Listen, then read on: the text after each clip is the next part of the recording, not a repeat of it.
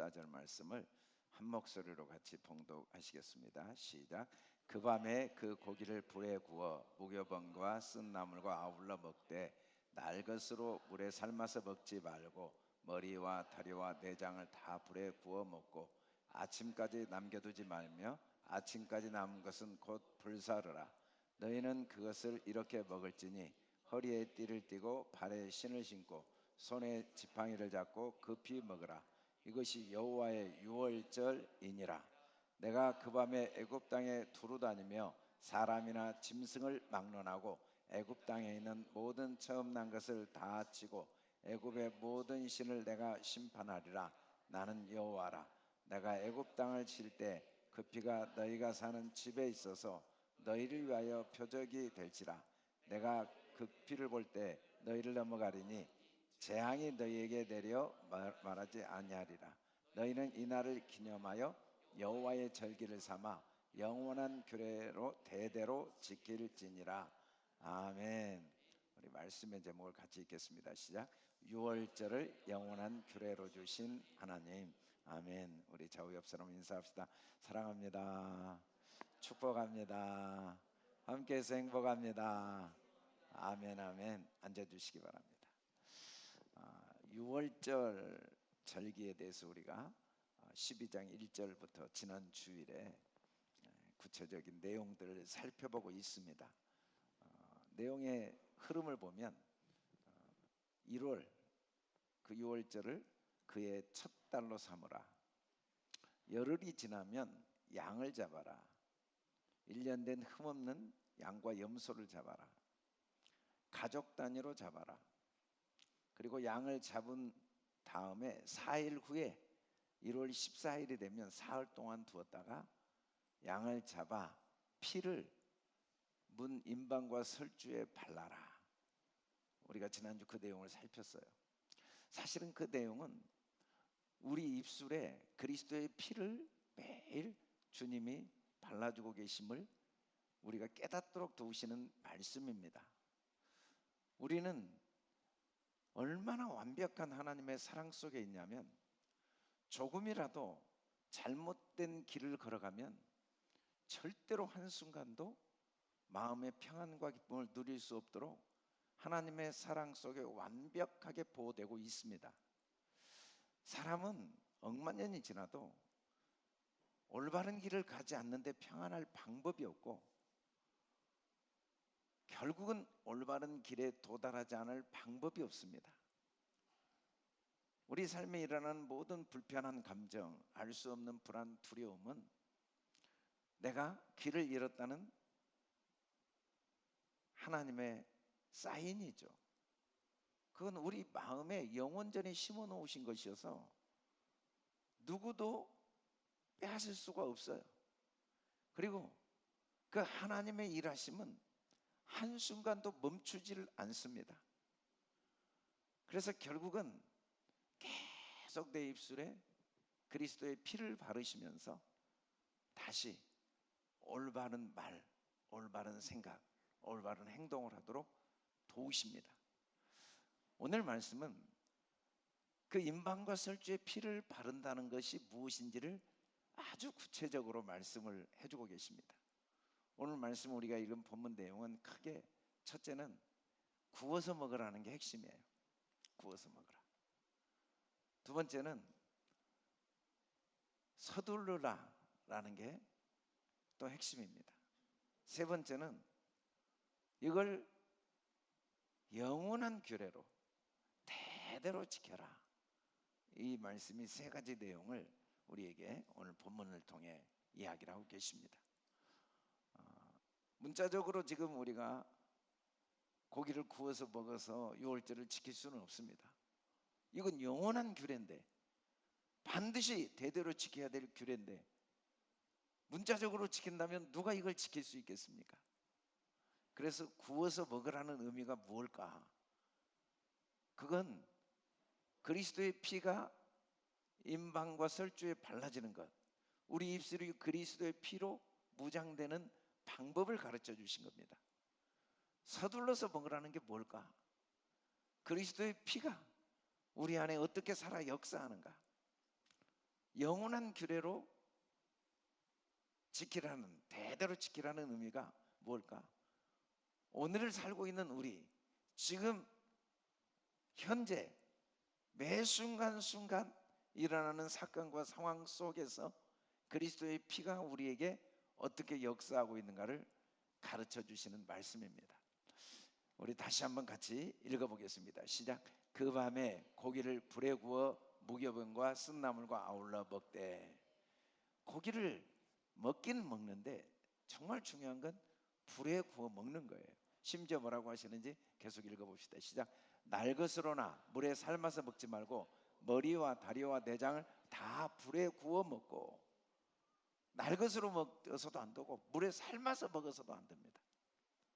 머리, 다리, 내장을 다 전부 반드시 불에 구워서 먹어야 된다고 명령을 하고 있습니다. 성경에 예수님이 제자들을 만나시는 모습이 몇 곳 나와요. 그런데 결정적인 모습이 이제 요한복음 21장. 부활하신 후에도 제자들이 다 길을 잃고 방황할 때 주님이 갈릴리로 가셔서 그 바다에서 제자들을 부르시죠. 그리고 그들에게 아침 식사를 준비하셨는데 숯불에 고기를 구워서 주신 내용이 나옵니다.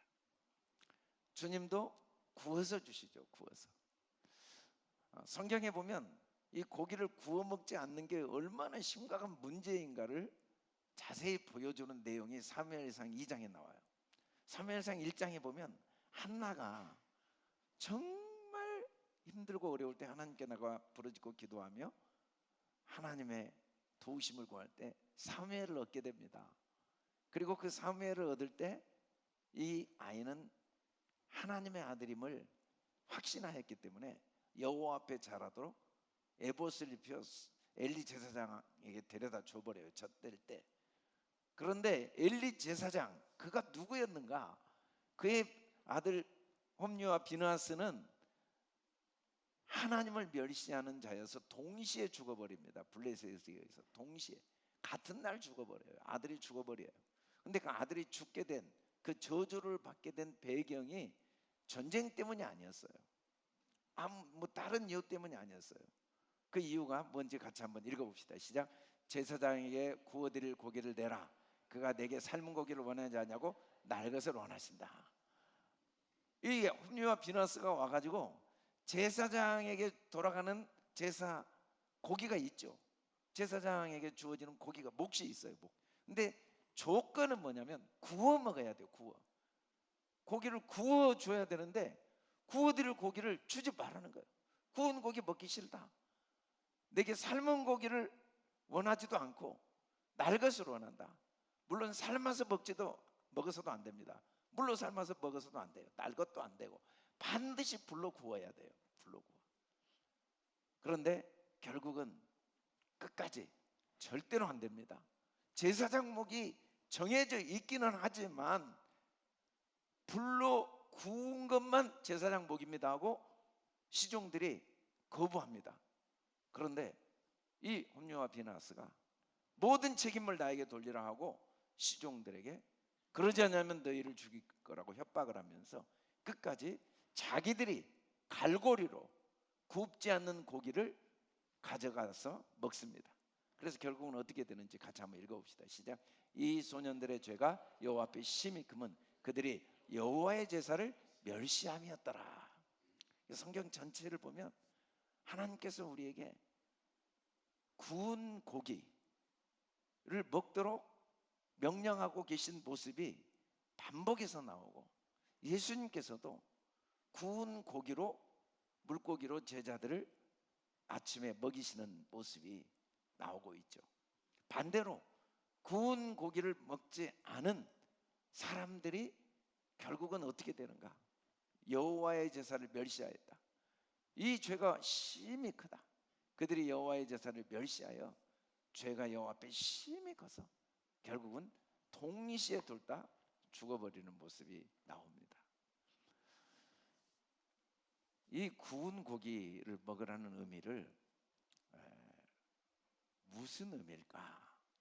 우리가 심지어는 어느 정도 구우라고 하는지 같이 한번 읽어봅시다. 시작. 아침까지 남겨두지 말며 아침까지 남은 것은 곧 불사르라.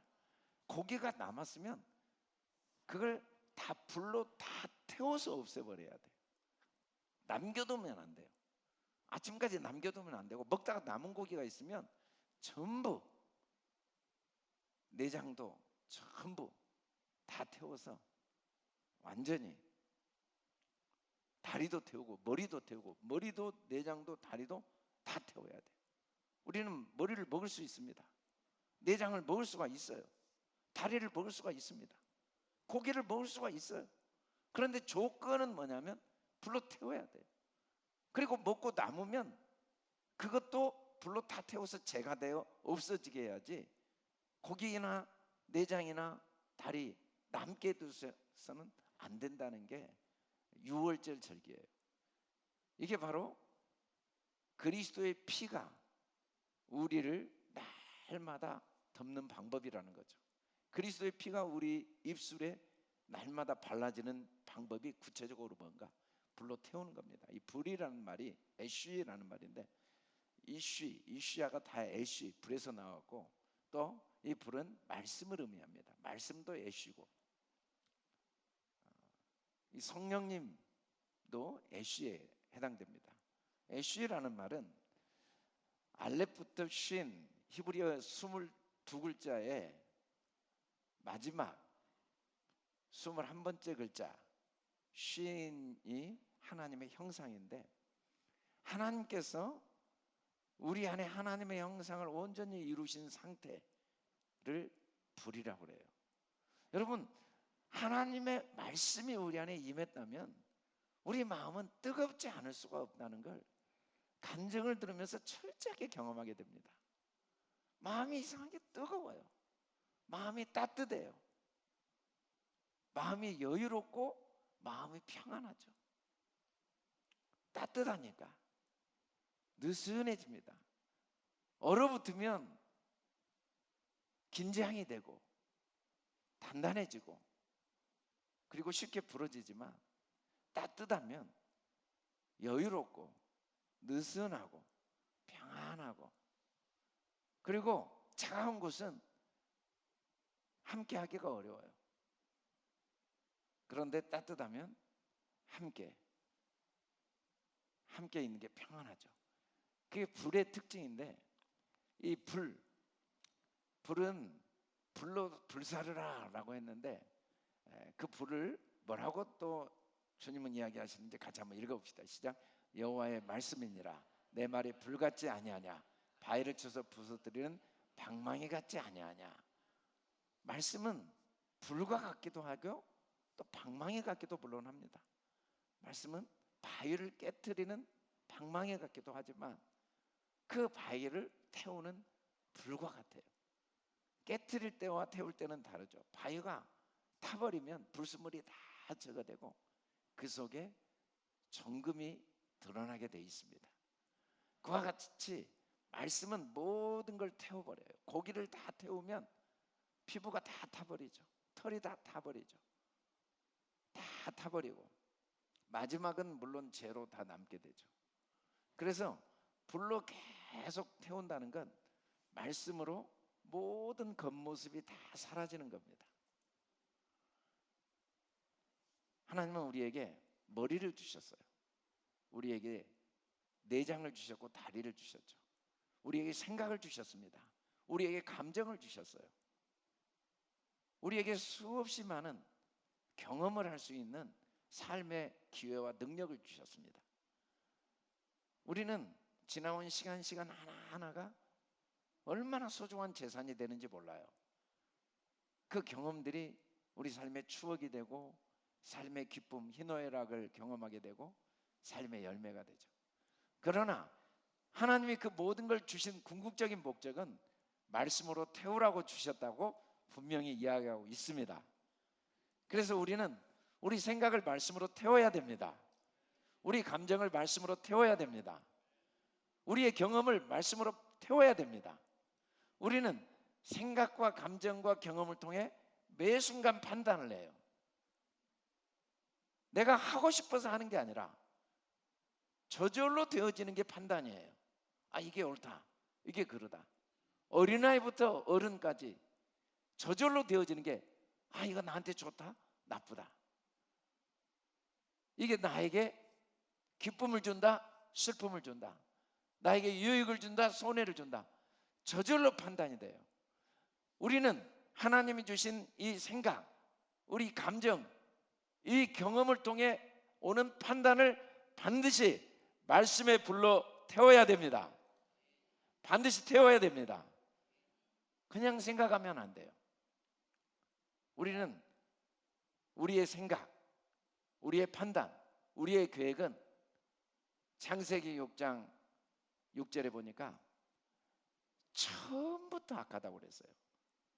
처음부터 악하다.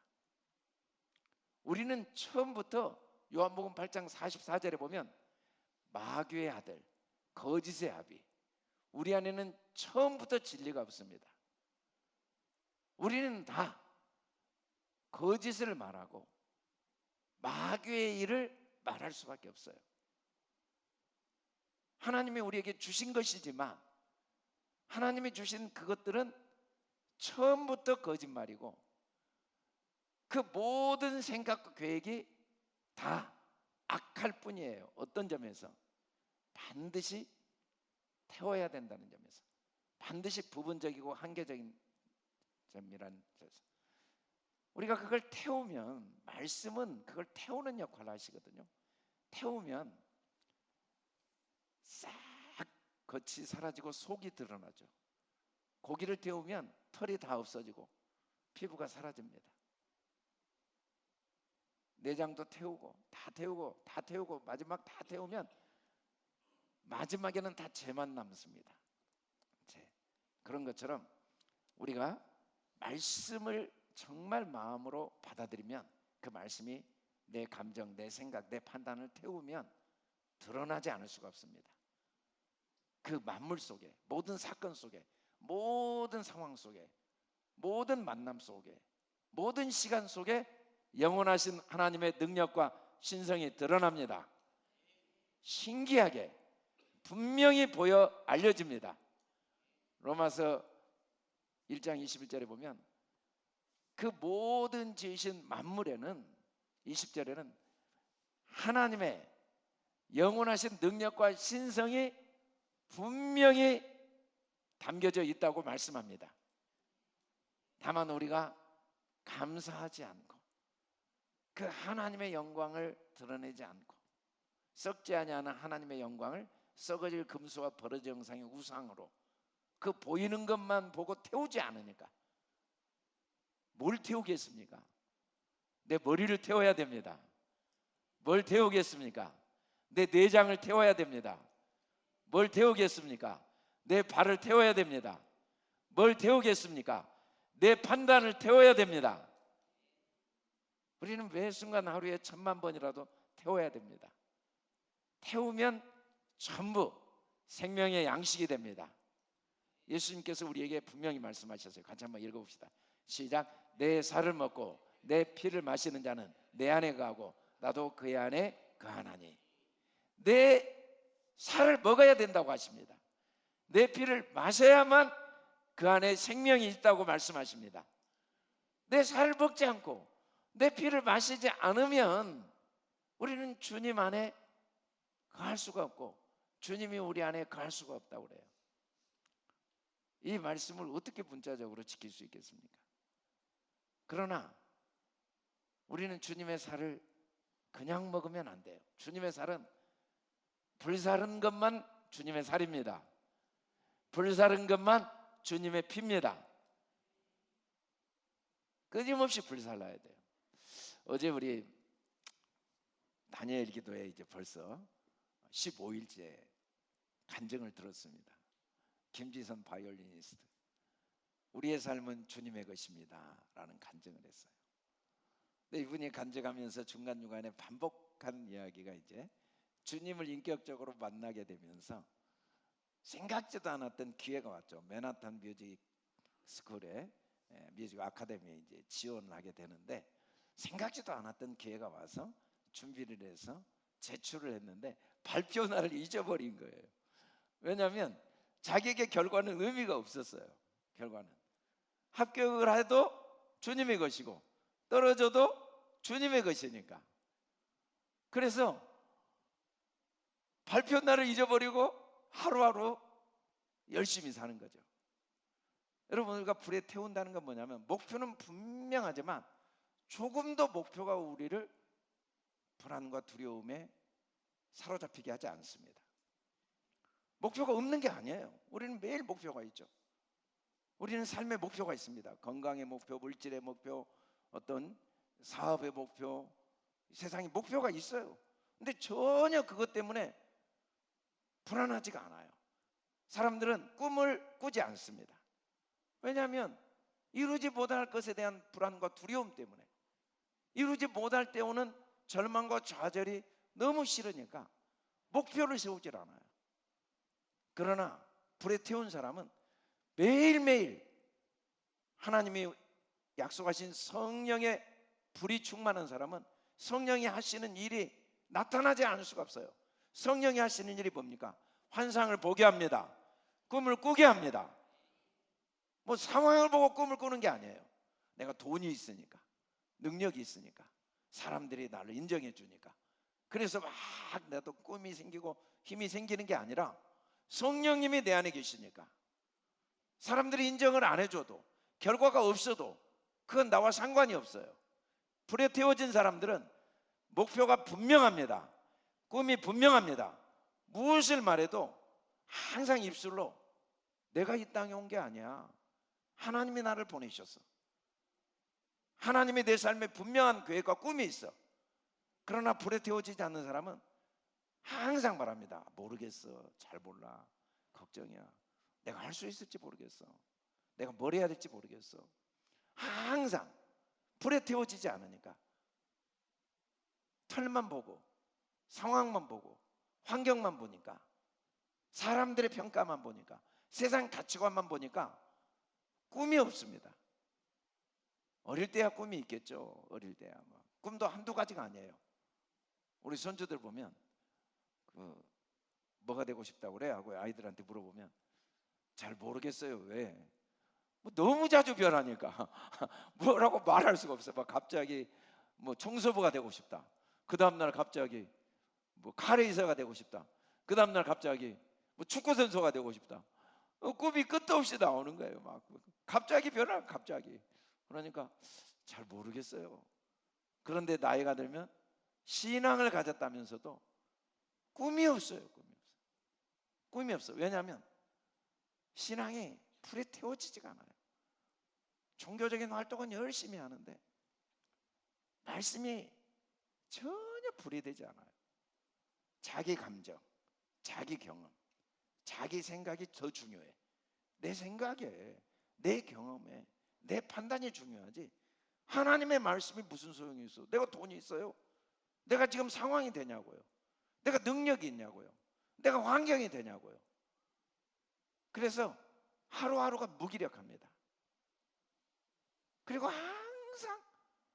항상 마음이 급해요. 항상 쫓겨요. 뭔가 놀고 있어도 불안하고, 하고 있어도 불안하고. 그러나 불에 태워지면 매 순간 최선을 다합니다. 모든 성공과 실패는 보이는 데서 나타나지 않는다는 걸 우리는 너무 잘 압니다. 운동선수들이 최고의 슛을 하는 축구 슈퍼스타들, 최고의 슛을 하는 농구 스타들, 최고의 안타를 치는 야구 스타들이 경기장에서 실력이 나온 게 아니에요. 보이지 않는 곳에서, 아무도 보지 않는 곳에서 나와의 싸움에 승리한 사람이죠. 나와의 싸움에 승리하려면 불에 태워지지 않으면 안 돼요. 불에 태워지지 않으면, 하나님의 말씀에 불에 딱 태워져서 내 생각을 철저하게 불에 태우고, 내 감정을 철저하게 불에 태우고, 내 경험을 철저하게 불에 태우고, 내 판단을 철저하게 불에 태우고 하나님을 신뢰해야 됩니다. 주님께서 어떻게 불에 태우는지를 우리에게 시범을 보이셨어요. 같이 한번 읽어봅시다. 시작. 예수께서 돌이키시며 베드로에게 이르시되 사탄아 내 뒤로 물러가라. 너는 나를 넘어지게 하는 자로다. 내가 하나님의 일을 생각하지 아니하고 도리어 사람의 일을 생각하는도다 하시고. 불에 태운다는 건 끊임없이 내 생각, 사람의 생각, 이 세상 기준, 내 판단, 내 경험을 뒤로 물러가 라고 명령하는 게 불에 태우는 겁니다. 그게 사탄이거든요. 명령을 안 해요. 명령. 생각대로, 내 경험대로, 내 감정대로, 내 판단대로 움직이는 거죠.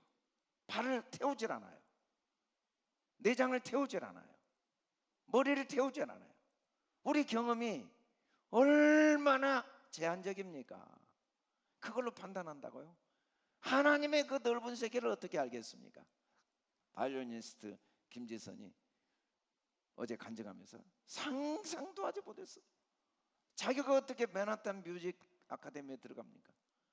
맹인인 최초, 정상적인 사람도 들어가기 어려운 곳이고 자기가 맨하탄 뮤직 아카데미에 맹인으로서 최초로 입학한 사람이라고 그랬어요. 그 학교에서도 힘들죠. 맹인을 가르치는 준비가 안 되어 있는데 그 한 사람을 위해서. 그런데 하나님이 하시니까 생각지도 않았던 사람이 편지를 해서 그 공연을 하게 하고 공연을 듣고 편지를 하고, 이런 일들은 우리가 묵상을 1000년을 한다고 알 수가 있겠습니까? 내 생각을 아무리 깊이하고 높이하고 멀리 한다고 알 수 있겠습니까? 그런데도 내 생각을 의지해서 하루를 산다고요? 그런데도 내 감정을 의지해서, 내 느낌을 의지해서 산다고요? 그런데도 내 발, 내 경험을 의지한다고요? 태워야 됩니다. 그냥 연습을 해야 돼요. 매일 모든 생각이 떠오를 때마다. 어떤 생각? 사탄의 생각, 부정적인 생각, 한계적인 생각, 어두운 생각, 정죄하는 생각, 낙심하는 생각, 포기하는 생각이 떠오를 때마다 우리가 할 일은 하나밖에 없어요. 사탄아 내 뒤로 물러가라. 사탄아 내 뒤로 물러가라. 우리 같이 한번 해봅시다. 사탄아 내 뒤로 물러가라. 사람의 생각은 내 뒤로 물러가라. 사람의 경험은 내 뒤로 물러가라. 사람의 판단은 내 뒤로 물러가라. 예수님께서 어떻게 고기를 불로 태우고 머리와 내장과 발을 불로 태운지 제자들에게 시범을 보이시려고 일부러 바다 한가운데서 주무십니다. 제자들이 난리가 났어요. 우리 다 죽게 된데 왜 혼자 주무시냐고. 그런데 주님이 일어나서 하신 일이 뭔지 같이 한번 읽어봅시다. 시작.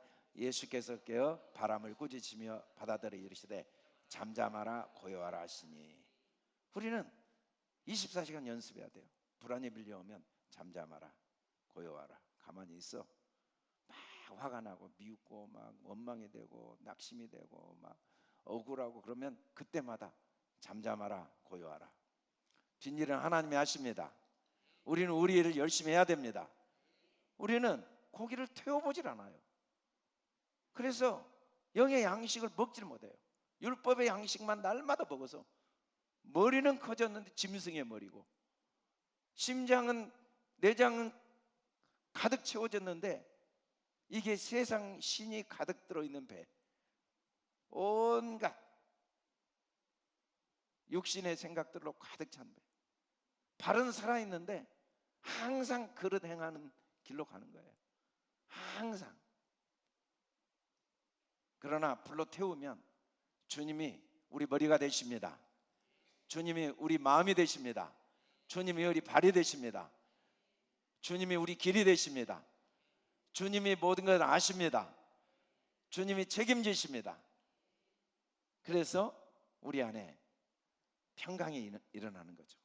우리 김지선 바이올리니스트 간증에서 그분은 정말 알 수 없는 불안 때문에 도저히 이 슬럼프를 이길 수가 없었는데 신기하게 주님을 주인으로 모신 다음에 노력을 열심히 하는데 불안하지 않은 거예요. 옛날에는 우리가 주님께 모든 걸 맡긴다고 아무것도 안 하는 게 아닙니다. 옛날에는 열심히 하려고 했는데 불안해서 아무리 열심히 하려고 해도 열심히 안 나왔는데 주님께 맡겼더니 불안하지 않으니까 매일매일 최선을 다하는 거죠. 매일매일 주님 뜻대로, 주님 말씀대로. 남들이 뭐라고 하건 말건 결과가 있건 없건 주님이 하신 말씀을 그대로 쫓아서 사랑하고 감사하고 기도하고 또 묵상하고 또 찬양하고 또 회개하고 또 용서하고 또 축복하고 그 주님이 하신 일을 열심히 하는 거예요. 부지런하게 열심히. 그리고 또 연습하고 또 연습하고 또 노래하고 또 하루하루. 그 심지어는 그 학교에서 큐티 모임을 하는데 자기 혼자 나왔다고 그러잖아요. 그런데 그렇게 열심히 하는데 서두르질 않게 돼요. 우리가 노력하다 보면 마음에 항상 불안이 있습니다. 아무것도 안 하는 사람들은 차라리 결과가 없으면 어떻게 하지? 결과가 없으면 어떻게 하지? 그런데 아무리 노력을 열심히 해도 불안하지가 않는 거예요. 그리고 부지런하게 하루하루 최선을 다하는데 서두르질 않아요. 왜? 되면은 주님이 하신 거고 안 되면 주님이 안 하신 거니까 결과는 우리에게 중요하지 않아요. 여러분, 불에 태워진 사람들의 특징은 뭐냐면 과정 자체가 보상이기 때문에 결과에 연연하지 않습니다. 최선을 다했는데 결과가 안 나와도 이미 보상은 다 받았어요. 그러나 불에 태우지 않는 사람들은 열심히 하는데 고통스럽게 과정을 지나갑니다. 결과를 위해서 과정을 해요. 근데 제일 큰 문제는 뭐냐면 결과가 나오면 보상을 다 받은 그 보상이 자기를 교만하게 해요. 그리고 결과가 안 나오면 자기를 끝없이 무너뜨려 버려요. 불에 태워진 사람은 누구에 의해서 내 정체성이 좌우되지 않습니다. 삶에 일어나는 모든 알 수 없는, 알고 겪는 고통, 모르고 겪는 고통, 인간관계의 갈등, 내 삶의 현재 처한 어려움들, 물질적인 어려움, 건강의 어려움, 내면의 어려움, 관계의 어려움, 사업의 어려움, 뭐 여러 가지 어려움들은 전부 이정표예요. 이정표. 내가 누구인가를 잊어버린 걸 깨닫게 해주시는 이정표. 우리는 과정이 얼마나 우리에게 주신 하나님의 선물인지를 깨닫지 못하고 과정을 고통스럽게 하루하루 보냅니다. 언젠가는 나도 돈을 벌겠지, 언젠가는 나도 인정을 받겠지, 언젠가는 나도 여유가 있겠지. 불에 태워지지 않는 사람들의 공통점이에요. 그래서 삶이 피곤합니다. 그러다 어느 날 결과가 오면 그 만족은 잠깐이에요. 그 만족 때문에 교만해지고 그리고 또 다른 사람들을 바라봅니다. 나보다 더 높은 사람, 나보다 더 많이 가진 사람. 결과가 안 나오면 한없이 절망합니다. 지금까지 주신 은혜 다 하나님께 원망으로 바꿉니다. 내가 받은 은혜가 뭐가 있냐고. 그리고 자기 삶을 스스로 저주합니다. 내가 누구인지, 하나님의 아들이 우리를 위해 목숨까지 기꺼이 내어 주셨습니다. 아들을 주신 이가 그 모든 것을 우리에게 주시지 않으셨겠습니까? 나같이 행복자가 어디 있습니까? 나같이 은혜 받은 자가 어디 있습니까? 나같이 능력 있는 자가 어디 있습니까? 우리가 겪고 있는 모든 고통과 아픔은 내가 얼마나 하나님의 자녀의 능력을 갖고 있는지를 인정하지 않는 나의 어리석음을 깨닫게 하시는 하나님의 선물입니다. 우리는 결과를 통해 내가 하나님의 자녀의 능력을 가졌다는 걸 확인하려고 해요. 그러나 주님은 믿는 자에게 결과를 주시기를 원하십니다. 우리는 능력자입니다. 우리는 할 수 있습니다. 말은 아멘 하지만 여러분 안에서 딱 예배 끝나고 나가면 24시간 들릴 겁니다. 나 설교 못하는데, 나 전도 못하는데, 나 공부 못하는데, 나 기도 못하는데, 나 말 잘 못하는데, 나 인간관계 잘 못하는데, 나 신앙생활 꾸준히 못하는데, 나 감정 잘 못 다스리는데, 나 글 잘 못 쓰는데, 그냥 24시간 들리고 있어요. 그리고는 그대로 말을 해요. 그때마다 태우시길 바랍니다. 잠잠하라. 내 안에 주님이 계신다. 내가 왜 못해? 나 잘해. 나 잘해. 나 할 수 있어. 잠잠하라. 어색하시겠지만 그래도 우리는 진리의 길을 가야 됩니다. 아무리 힘들고 어려워도 우리는 올바른 길을 걸어가야 됩니다. 불로 태워서 주님이 걸어가신 길을 걸어가야 됩니다. 그게 유월절 절기라고 그래요. 근데 뭐라고 하시는지 계속 같이 한번 읽어봅시다. 시작. 너희는 그것을 이렇게 먹을지니 허리에 띠를 띠고 발에 신을 신고 손에 지팡이를 잡고 급히 먹으라. 이것이 여호와의 유월절이니라. 유월절 절기의 핵심은 일단 구워 먹는 것도 중요한데 허리에 띠를 딱 띠고 먹어야 돼요. 허리는 성경에서는 생식, 우리의 삶의 어떤 생명력을 의미하는 표현입니다. 그래서 허리에 띠를 딱 띈다는 건 진리로 모든 생명의 근원이 우리 마음에서 나오는데 우리 마음의 생각을 진리로 딱 묶어버리는 거예요. 진리로 딱 묶어야 됩니다. 그리고 발에 신을 신는 건, 여러분, 발은 우리의 삶의 모든 경험이에요. 경험. 근데 우리가 우리 경험을 의지하면은 절대로 마음에 평안, 절대로 마음에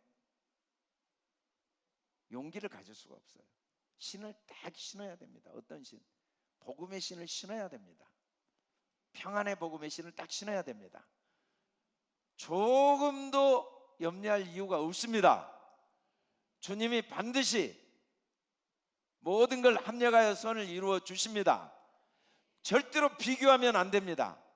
주님은 모든 상황들을 다 완벽한 질서와 조화 속에 주관하고 계십니다. 지팡이는 하나님의 보호하심과 인도하심과 도우심이에요. 우리 손은 하나님의 도우심을 항상 확신해야 됩니다. 하나님의 인도하심이 한순간도 우리를 놓지 않으십니다. 하나님이 우리를 완벽하게 보호하십니다. 우리가 죽으면 누가 먼저 죽습니까? 나를 안고 계신 주님이 먼저 죽은 거예요. 우리는 주님 안에서 죽었기에 아무 걱정이 없습니다. 우리가 살면 주님이 먼저 사신 겁니다. 우리를 보호하신 주님 보호 아래서 우리가 산 거예요. 우리가 이 땅에 태어났다면 우리가 오기 전에 주님이 먼저 이 땅에 우리를 안고 오셨습니다. 우리가 이 땅을 떠나면 우리가 떠나기 전에 먼저 주님이 죽으시고 우리를 안고 떠나신 겁니다.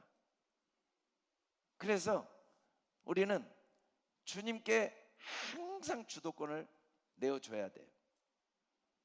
근데 이렇게 먹는데 급히 먹으라고 그래요. 이게 유월절이에요. 급히. 이 하파즈라고 이제 히브리어 그림 문자로 급히 서두르다라는 의미인데, 급히라는 말이 지금 움직이는, 지금이 제일 중요하다는 의미가 급히라는 하파즈라는 단어가 갖고 있는 의미입니다. 여러분, 삶은 어제가 아닙니다. 내일이 아닙니다. 지금 먹어야 됩니다. 지금 감사해야 됩니다. 지금 기뻐해야 됩니다. 지금 찬양해야 됩니다. 지금 사랑해야 됩니다. 지금 나누어 줘야 됩니다. 지금 베풀어 줘야 됩니다. 급히 먹어야 돼요. 급히. 지금 기뻐해야 됩니다. 언젠가는 평안함이 오겠지. 언젠가는 기쁨이 오겠지. 아니에요. 유월절의 핵심은 급히. 그러면 이게 유월절이다. 유월이란 말이, 패사흐란 말이 영어로는 패스오버, 넘어가다는 뜻이죠. 말 그대로 해방입니다. 해방. 근데 이 패사흐라는 말이 바뀌는 거예요. 말이 바뀌는 거. 어떻게? 모든 부정적인 말, 감정이 바뀌는 겁니다. 어떻게? 모든 부정적인 감정, 행동이 바뀌는 거예요. 어떻게? 모든 부정적인 행동이. 그래서 항상 모든 말이 긍정적인 말, 이게 유월입니다. 이게 해방이에요. 우리를 괴롭히는 건 부정적인 말입니다. 부정적인 감정이에요. 부정적인 생각, 부정적인 이 행동이 우리를 괴롭히는 거지 우리를 감옥에 가둘 수가 없습니다. 감옥 속에서도요, 긍정적인 생각을 갖고 있는 분들은 그것이 최고의 학교가 된 경험들을 다 하고 있어요. 그런데 부정적인 생각을 가지고 있는 사람들은 왕궁이 최고의 감옥이 되는 거예요. 그게 패스하 6월절인데 그건 결과적으로 주님이 주시는 거죠.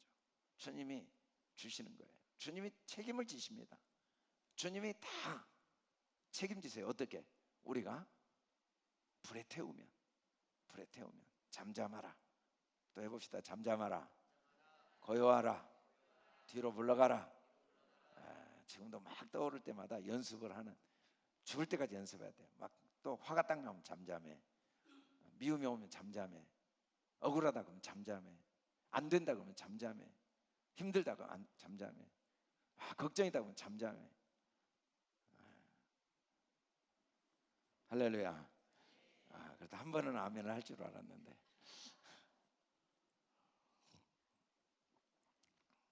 끝까지 야한하시는 선하신 뜻이 있겠죠.